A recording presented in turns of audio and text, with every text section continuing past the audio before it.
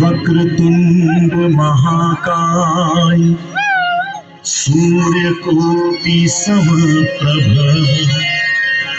निर्विघ्नं कुरु मे देव सर्वकार्येषु सर्वदा।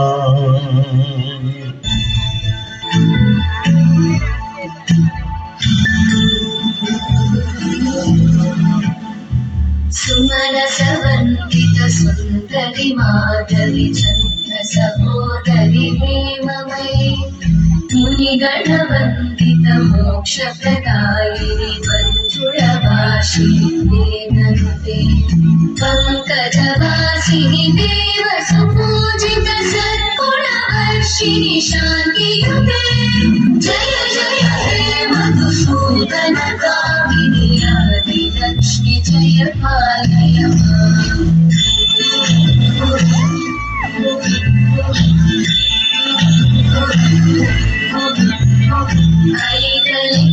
ऐकलिकल्मषनाशिनि कामिनि मैत्रिकरूपिणि वेदमये क्षीरसमुद्भव मङ्गलरूपिणि मन्त्रनिवासिनि मन्त्रनुते मङ्गलदायिनि अम्बुजवासिनि देवगणाश्रितपादयुते जय जय हे मधुसूदनकामिनि धान्यलक्ष्मि जय पालय माम्।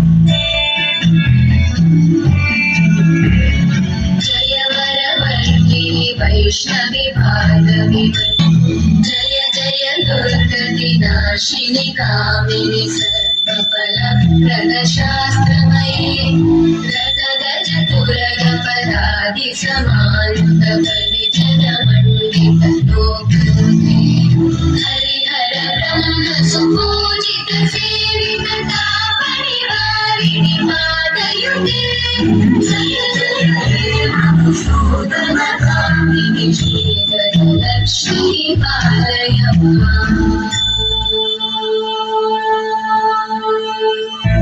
ऐकवाहिनि मोहिनि चक्रिणि नागनि भद्रिणि ज्ञानमये गुणगणवारिधि लोकहितैषिणि सकल स्वरवरगाननुते सकल सुरासुरदेव मुनीश्वर माधववन्दित पादयुते जय जय हे मधुसूदन कामिनि संतानलक्ष्मि पालय माम्।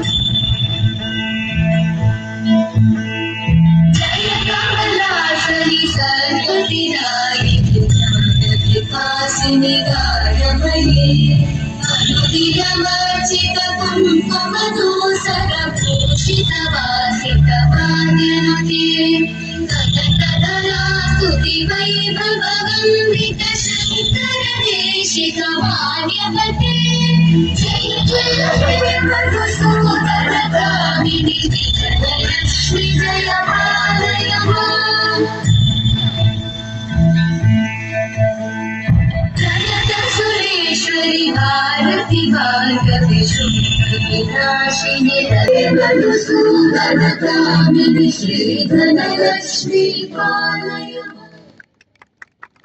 Wow, that was absolutely adorable and amazing.